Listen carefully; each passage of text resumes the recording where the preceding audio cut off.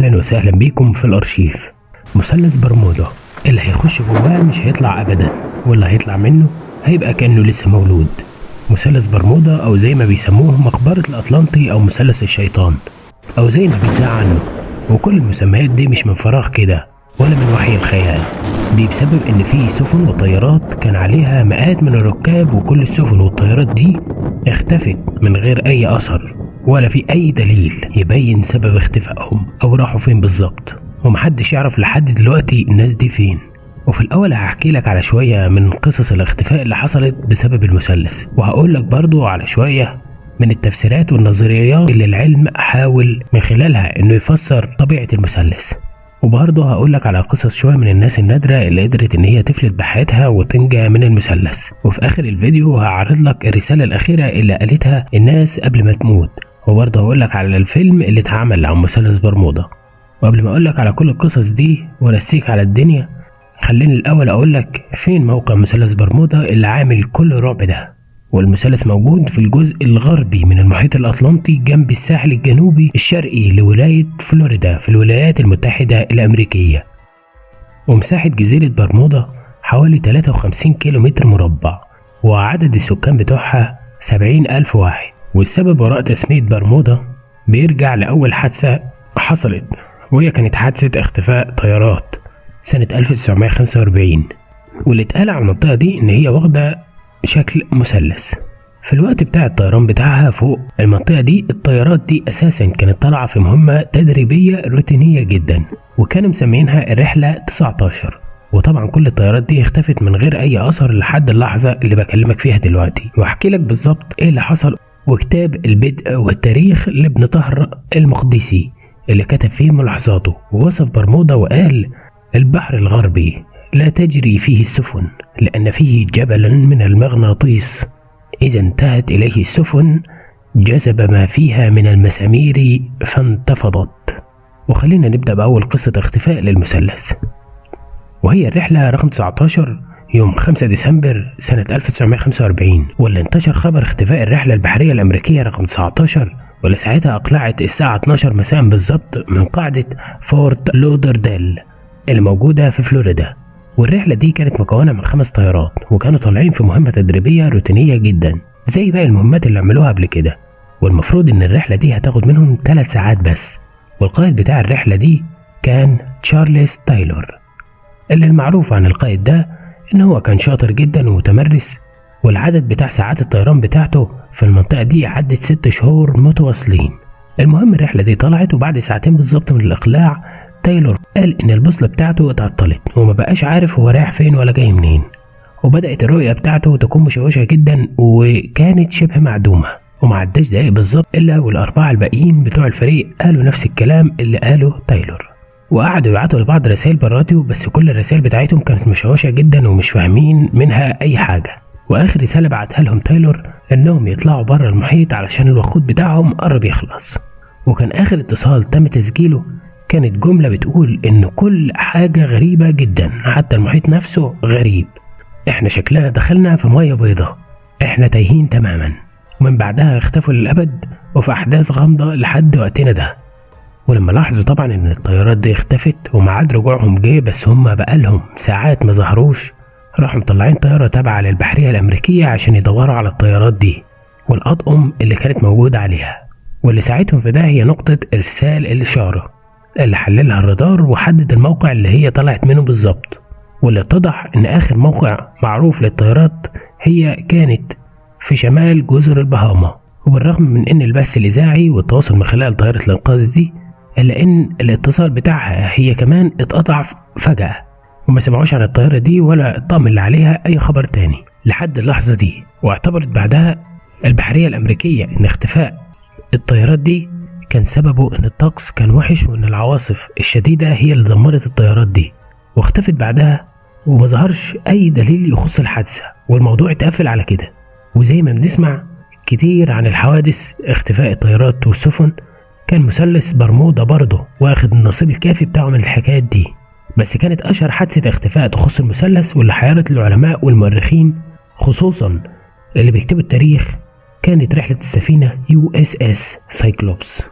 السفينة دي كانت رايحة بولتيمور، وكان عليها 309 راكب. والمدهش بقى والغريب في الموضوع ان ما جاش ولا نداء استغاثة، وما كانش فيه ولا قارب نجاة موجود في المكان، ولا حتى فيه اي رسالة اتبعتت على الراديو.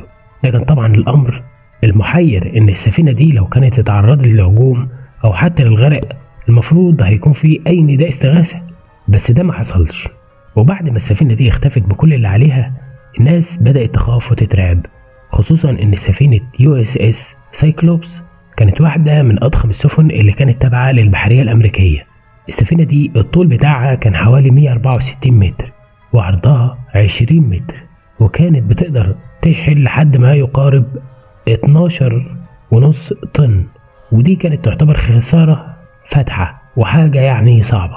ازاي حاجة بالضخامة وبالمساحة دي تختفي كده من غير اي اثر؟ من اهم التفسيرات اللي ورا اختفاء السفينة الضخمة دي بيرجع للقائد بتاعها واللي اسمه جورج دبليو وورلي، اللي اتولد في المانيا باسم يوهان فريدريك، واللي غير اسمه بعدها اول ما جه للولايات المتحدة، واللي اتقال عنه كرهه الشديد جدا للطاقم بتاعه، وكان دايما بيسعى ان هو يبهدل الرجالة بتاعته ويذلهم.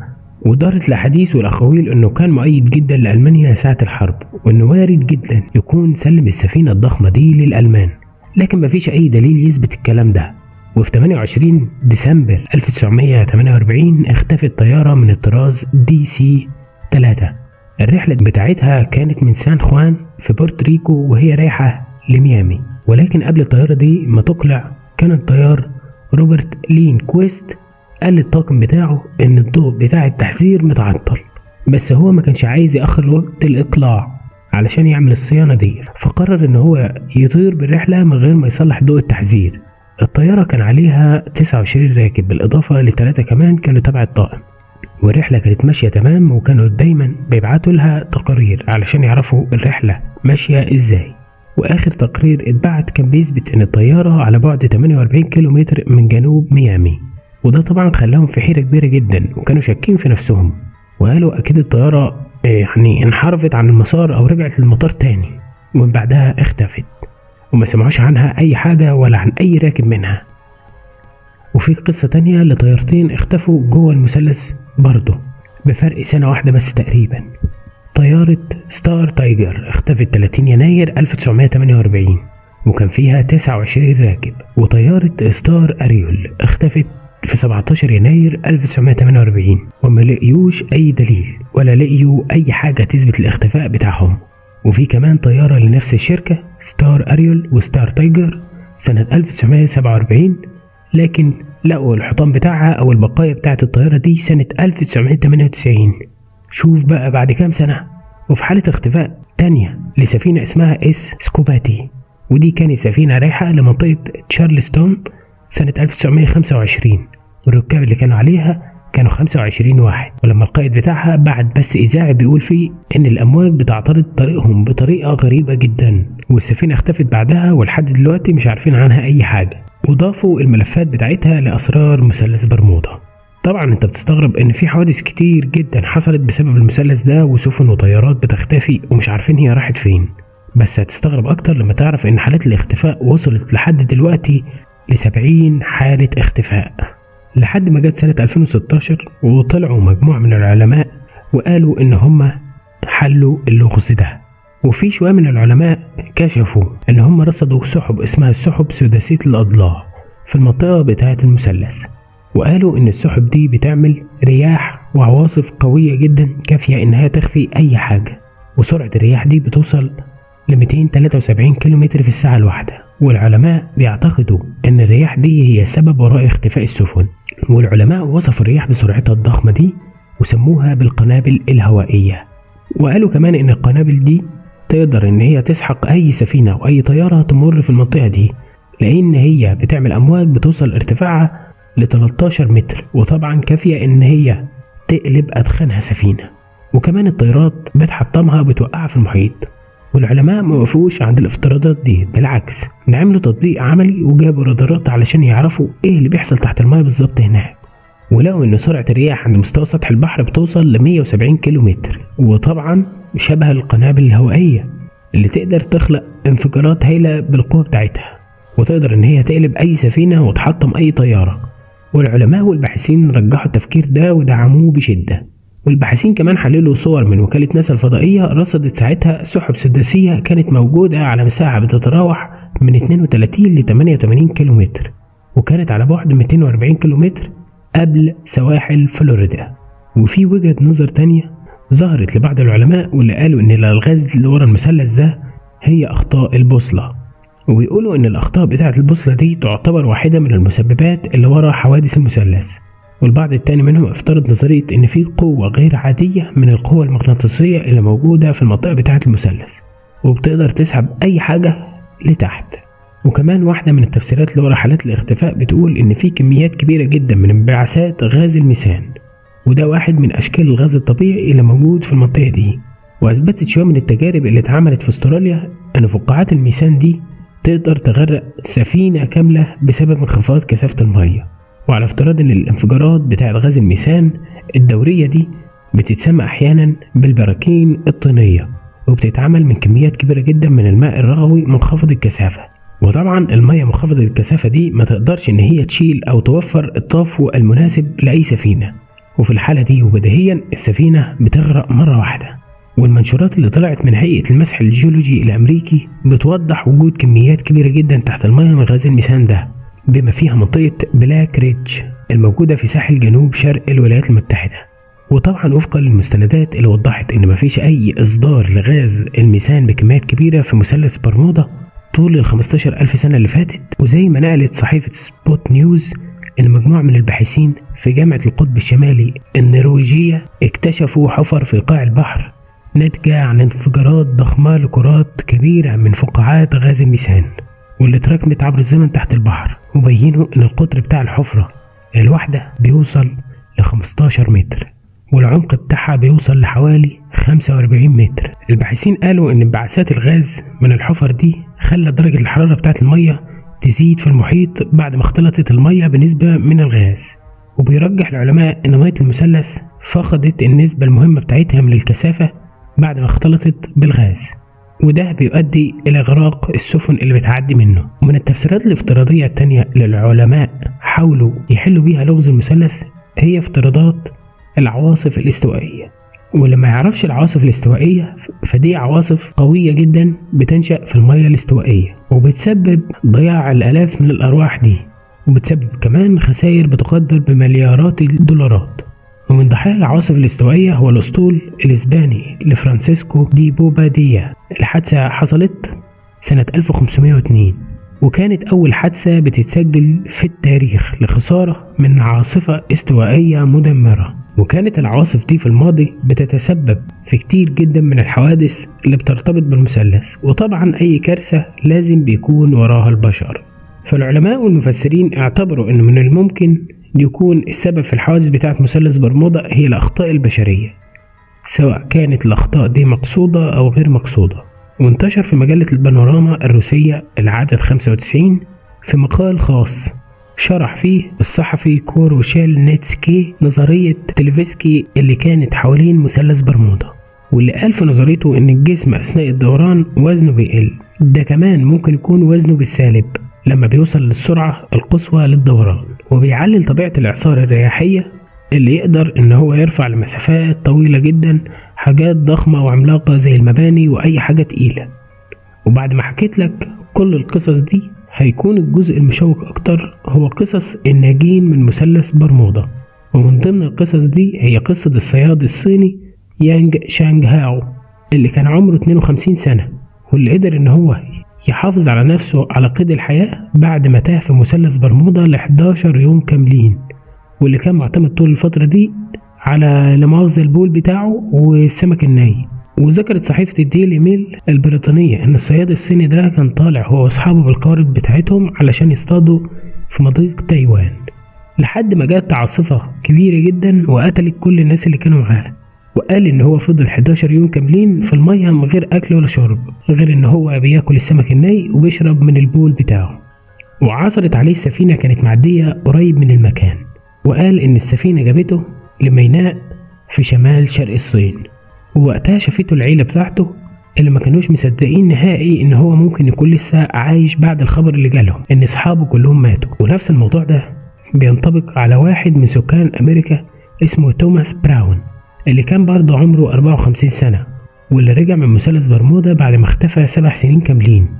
وحكى براون قصته للسلطات في فلوريدا بالولايات المتحدة، وقال انه خرج يوم 29 اكتوبر سنة 2009 وقال لمراته ان هو رايح في نزهة وهيرجع بدري. واختفى براون لمدة 7 سنين، وفي 2016 جه لمراته اتصال تليفوني انه تم العثور على زوجها وراح للمستشفى. وهناك حكى لهم القصة انه لما حاول ان هو يرجع بعد ما خلص النزهة بتاعته لقى المحرك بتاع القارب بتاعه ما بيشتغلش ومتعطل منه، وقرر ان هو يستخدم اللاسلكي واللي برضه هو كمان طلع مش شغال. فقرر ان هو يطلق صاروخ من صواريخ النجدة، واللي بيكون مسدس زي الفلير كده لونه احمر وصغير، واللي ممكن يتشاف من على مسافة بعيدة، ولكن برضه من غير اي فايدة. ولقى بعدها قدامه جزيرة فقرب منها ونزل عليها. مع مرور الوقت بدأ يتعلم ازاي يستخرج المية من النباتات ويطلع من الاعشاب الاكل بتاعه، ويعتمد في اكله برضه على الاسماك.